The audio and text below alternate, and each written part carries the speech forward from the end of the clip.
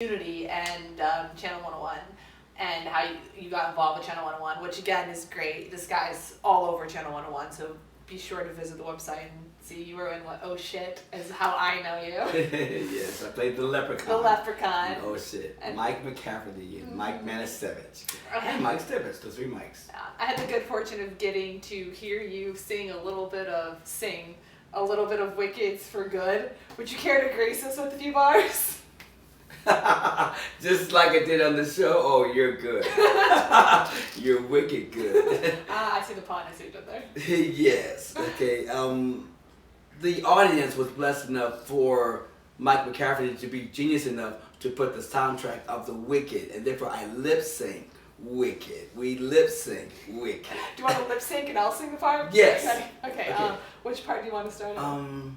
Well, so what? For a friend or forever? I've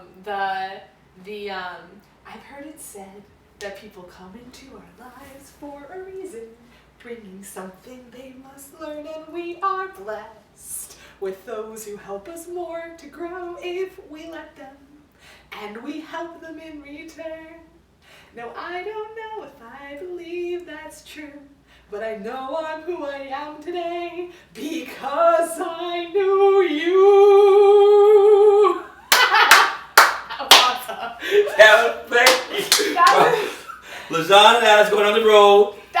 Wicked lip sync version, live version. You got it? That was my first time at Channel 101. Was that episode? Oh, yeah. Oh, thanks. That was fun. But speaking of community, that does take place in a community college with there's themes of education. Yes. You, I hear, have taught special ed. Tell us about that. How'd you get involved? I was a public education teacher for 9 years. Wow. So from the 9 years of teaching, which is so funny, segue, because my first year began on April. Well, I was a substitute for a while. And apparently a teacher, a third grade teacher, who was going to retire in June, and this was now end of March, he quit in one day. Just said, you know what? But unfortunately, the kids were very precocious. We'll put it like that. And so Mr. Just threw up his hands and actually walked out and quit. And so the principal, because I'd been to that school as a substitute teacher for many times, and the principal came up to me and said, Mr. Stewart? I was like, yes. I've got something to offer you. I'm like, what? She said, but it's a challenge. I said, what? I need you to take over a third grade class. The teacher just left. It's April, so this teacher's been with them from September until March. And then now we want you to come in there and whip them into shape. And it was one of the most greatest stories of my life. Those third graders right now are 35 years old, and they're finding me on Facebook. Oh. Yeah. Was it like those movies like Step It Up? Did you teach them to like all the salsa or something, or was it like a lot? It was like was they it like needed Sister discipline. Act? No, Oh. they needed discipline. No singing, no playing, no messing around. No, they had enough of that. Okay. Yeah, they were literally third graders dancing on the tables. Wow. While the teacher was in there, and I had to let them know. Okay, I will go ahead and say this: the very first day in school, okay, I was at the front of the classroom. Started on April 1st. And all the third graders were there, and of course I introduced myself. I'm Mr. Stewart, and I'm your teacher. I'm your current teacher now. I know the principal came in and talked to you about Mr. And we have to, so now I have the lucky and wonderful and blessed job to be able to provide you with your education and help you and facilitate that. One young man, I'll leave his name out, said, "There ain't nothing you can teach me, nigger." I swear to God, it's the third grader who called me nigger right in front of the whole class. Oh, jeez. And I was like, okay, he just called me the N-word. He's a little blonde kid, blue eyes, beautiful blue eyes. And all the kids are looking, and this is my first day in this class, and I see now why the teacher left. And I said, what should I do? But in the instant, after this process that I'm taking, of course, thank God, God is good, and the brain went like this, and I said, so-and-so, that remains to be seen. Now take your seat. Nice. The Lord was with me, because there's so many ways I could have gone with that, and I was like, but I had to diffuse it. I had to make sure. But see, I've got some good training. That people don't understand how well we teachers, public education teachers, are trained and tested to be in that classroom. It's a lot, but that doesn't mean that your job stops once you get into the classroom. No, it just really begins on another level. But you have to be qualified to get those credentials. I have a multiple subject credential and then a single subject credential in English. Wow. I was an English major in college, and then so that's how I could teach single subject English. That would be from 7th grade up to 12th grade. Right. But I also want to teach. I am a stutterer. Really? Yes, I stutter, and when I was younger, I stuttered a lot. So I had to learn to go to speech class and to learn how to deal with my stutter. And once I decided to become a teacher, I said, well, the stuttering might kind of kick in if I'm in the classrooms. I said, well, if I start off young. So my intentions were to start like 3rd grade. That's how I was subbing at the elementary. Oh. So with the 3rd graders, I could probably handle them and then maybe work my way up. And sure enough, it was fun to get that position offered in the 3rd grade. Was perfect. So I taught that 3rd grade class once. 1 year, one year. Right. And I don't know how I segue, but okay, so I taught that class, and then I taught 5th grade for 3 years. Okay. And then I taught, and I was able to teach elementary because the same principal that asked me to take over that class, told me that if you take the NTE, National Teachers Exam, and you pass that, that will allow me to have a multiple subject credential. Oh, wow. Because I had the single subject, but only that would be 7th, and I wanted to teach the young kids, so I took the NTE. And I sort of got, I went to law school. I went to Loyola Law School, and I took the LSAT test, of course, to get in that school.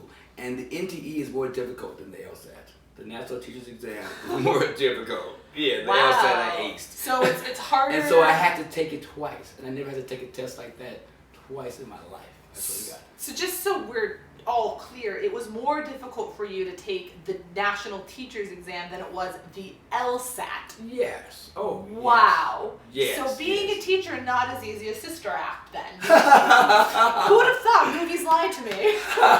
Yes, we actors lie all the time in another truthful kind of a way. Yeah. A real way. Yeah. So I think the opposite. Crazy. What the same. Or yeah. Depends on the movie.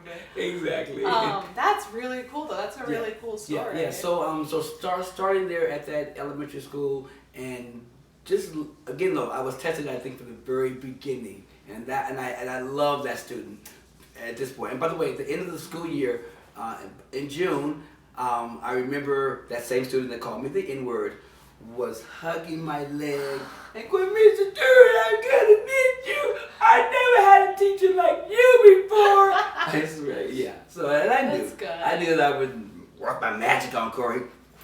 Yeah. No. Well, that's illegal, so clearly that didn't happen. Yes, no, didn't abuse any children when I was teaching, not then. But yeah, so it was that, You mentioned, did you ever work with kids with special needs? Yes. Once I think I told you I taught 5th grade for 3 years. Yeah. And then at the same time, my son was attending the school that I was at, that I was teaching at, and my son and my daughter. And he was in 4th grade. I was a 5th grade teacher. So my son said to me, hey, Dad, I can't wait to be in your class next year. I'm going to be in 5th grade. And I said, Lejon, you do not want me to be your 5th grade teacher. I said, that's a bad formula. I said, so at first I was going to I said, I'll teach another class and you'll have to be in someone else's class. I'll teach a separate 5th grade class. And he didn't really understand, but I knew he would have found out. And so once I thought about still being in the 5th grade as a teacher, I said, that's tough on him. I need to leave. So that's when I decided to go and leave. And they opened up a new school for the Colton School District named Ruth O. Harris Middle School. And that was a brand new school, and they gave me the opportunity to create the at-risk program. Oh, okay. There. And the at-risk program, what at-risk students are 7th and 8th graders that are at risk to not attend high school. They don't care about school. School is not on their priority at all. Yeah. And so they're at risk to, we know, being a high school dropout, not even making it to high school. So my job was to give them that interest, that love in themselves, and then let them see that if you love yourself enough, the education you're gonna love too. Right. And once they understand that, then it's golden. It's a self-contained class, which means I had to teach them their 4 core. That would be English, social studies, and I was talking about the stuttering, by the way, huh? Yeah. And then I don't know how I segue, but anyway, English, social studies, math, and science. So you teach them those 4 classes. So I had to design this program for a brand new school, and the principal was really great, Tom Barker. And what he did is he just had me visit different at-risk programs all over. Oh wow. All over. I mean, went as far as like, what is that place called? Really, I don't know. On your way to Las Vegas, you always pass by. I've only been to Vegas once. Oh, okay. Did you remember that name of that city you passed by on the 15? You always pass by going to... I was like talking to my friends in the car. Oh, she was having fun. Yeah. Imagine that. Anyway, so he sent me there as well as many schools, and especially ones that had...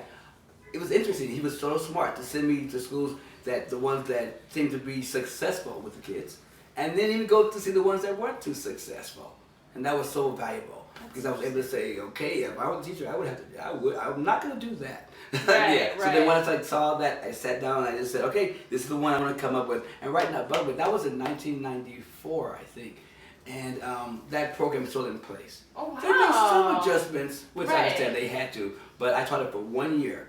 No, I taught it for 2 years.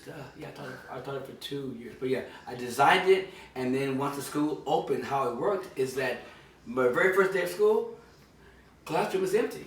Wow. Because you have to do something to be put in mine is like, our class was like a disciplinary type of, if we believed there weren't any students that had done anything yet, but we knew that that would come around. So finally I got one student, and I can't remember what he really did. And part of the criteria was maybe they're missing a lot of school, but when you talk to the parents think that they've left. So, there's a ditching, there's, many things like that. One student ended up in my classroom because he hit a teacher in the back of his head with a chair. Now, usually you're suspended and gotten rid of, but this was one kid that I guess apparently they deduced that the teacher kind of pushed the button with this person individually. So not that he deserved to get hit in the back of the head, but that this guy was going through a difficult time, and it was just, thank God they had my program to send him to me, because he definitely needed to be separated from the masses and everyone, well, other teachers. But I was so able to work with them and teach them. So again, I was teaching the 4 cores. They would leave my classroom to go to PE and to have an elective. There was computer lab or different things like that, art, anything like that. But again, so teaching those 2, and again, when I was teaching the at-risk program, those 2 years, I met a guy named Stan. He was a teacher there, and Stan's the one who came up to me one day and said, "You know what? You should get into special ed."